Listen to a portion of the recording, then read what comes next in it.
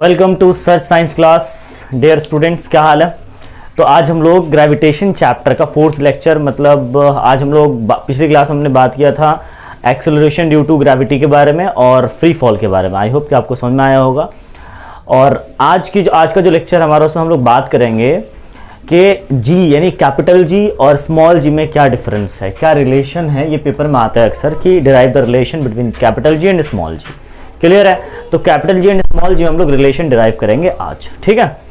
तो आज हम लोग देखते हैं कि ये जो कैपिटल जी, इसके बारे में बता दूं आपको, ये कैपिटल जी है क्या। ये यूनिवर्सल ग्रेविटेशनल कांस्टेंट है और स्मॉल जी क्या है, ये gravity acceleration due to gravity है।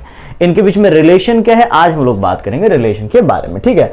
लेकिन इस जी की वैल्यू आपको पता है अच्छी तरह से कि जो कैपिटल जी है इसकी value 6.67 into 10 to the power -11 newton metre square upon kilogram का स्क्वायर, ये होता है इस जी की वैल्यू। लेकिन जो स्मॉल जी है इसकी वैल्यू आपको पिछली क्लास में बताया था 9.8 मीटर पर सेकेंड स्क्वायर। क्लियर है।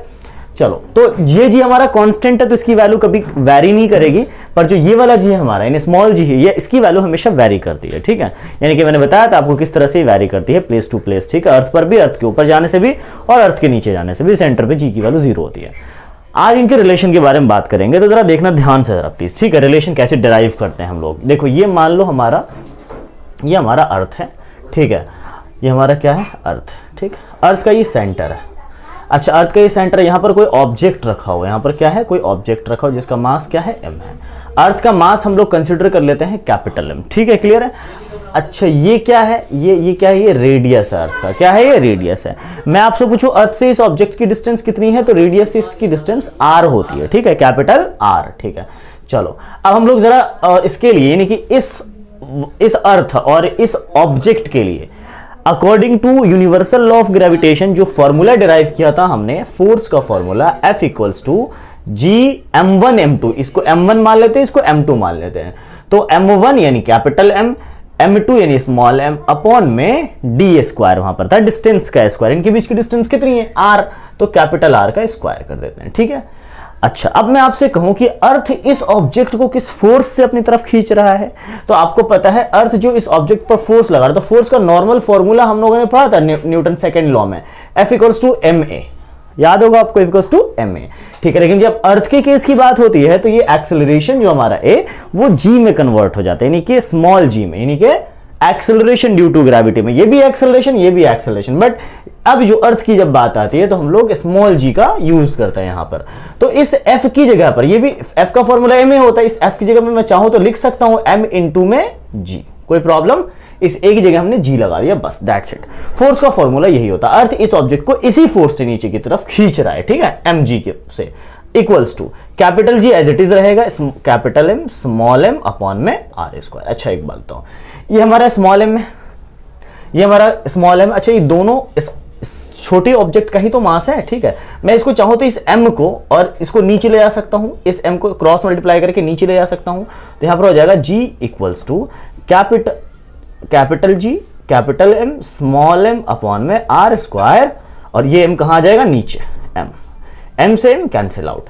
यहां से जो आ गया वो आ गया small g equals to capital G mass of earth upon में r स्क्वायर। ये हमारा रिलेशन है g की वैल्यू। कैपिटल G और स्मॉल g में ये रिलेशन है, small g equals to capital G mass of earth upon radius of earth का स्क्वायर। और आपको पता है मास ऑफ अर्थ हमें मालूम होता है, रेडियस ऑफ अर्थ हमें पता है, और g की वैल्यू हमें ये पहले से पता है, कांस्टेंट वैल्यू होती है और इसकी वैल्यू क्या है। अब जैसे इन सब की वैल्यूज रखोगे ना, g की वैल्यू आ जाती है। क्लियर चीज। ओके। देखो, अब मैं बता रहा हूं आपको, याद होगा मैंने आपको बताया था इस तरह से कि अर्थ हमारा इलिप्टिकल है। अगर अर्थ की रेडियस यहां पर कम है, देखो इधर अर्थ की रेडियस यहां पर कम है और यहां पर अर्थ की रेडियस ज्यादा है, तो यहां पर इस पॉइंट पर जो g की वैल्यू होगी, देखो रेडियस कम तो ये g की वैल्यू ज्यादा आएगी। यहां पर अगर आप फाइंड करोगे तो g की वैल्यू जनरली, रेडियस यहां पर छोटी है, यहां पर रेडियस छोटी है। ठीक है। तो यहां पर g की वैल्यू क्या होगी, नॉर्मली ज्यादा होगी। लेकिन यहां पर देखो रेडियस बहुत बड़ी है, यहां पर g की वैल्यू क्या होगी, नॉर्मली g की वैल्यू बहुत बड़ी रेडियस, तो g की वैल्यू कम हो जाएगी। इसलिए g इस तरह से वैरी करता है हमारा स्मॉल g। ये बात क्लियर है। अब हम लोग बात करते हैं, ये हो गया relation between small g and capital G. ठीक है। अब हम लोग बात करते हैं थोड़ा सा नेक्स्ट टॉपिक के बारे में। अब हम बात करते हैं next topic equation of motion की। Equation of motion, equations of motion.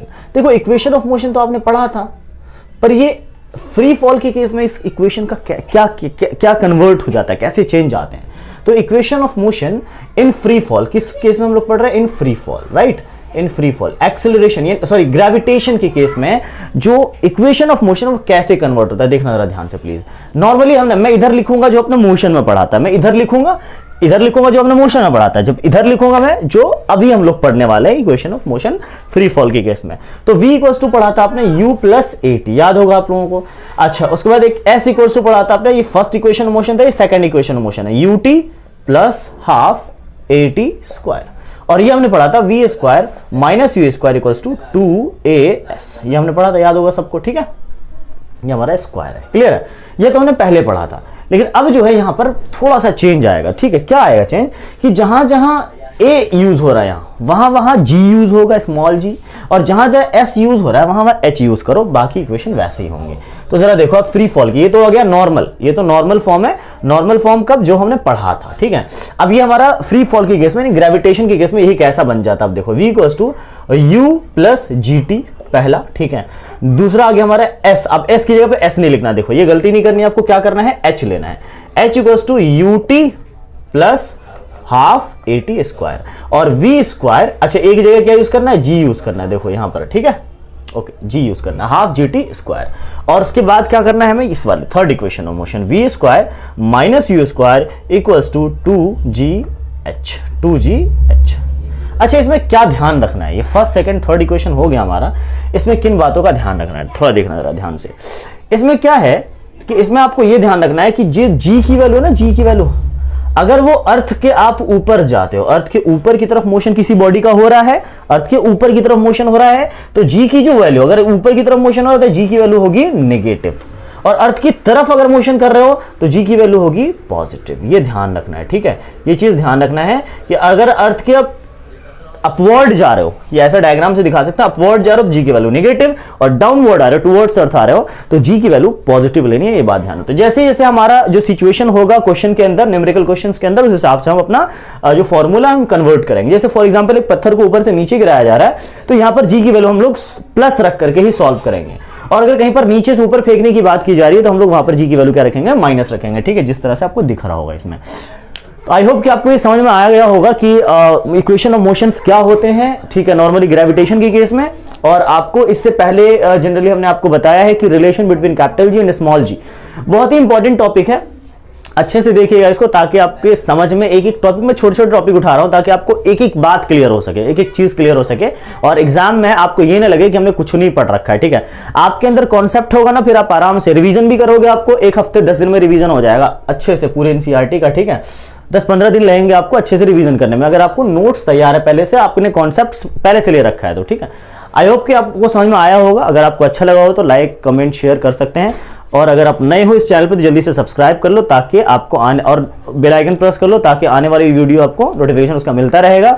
And पिछले जो वीडियोस इसके हो चुके हैं 3-4 वीडियोस इस ग्रेविटेशन चैप्टर पे 9th क्लास के, तो वो वीडियोस आपको लिंक मिल जाएगा डिस्क्रिप्शन बॉक्स में, उस पर जाके देख लीजिएगा। Thank you so much, thanks for watching video, thanks.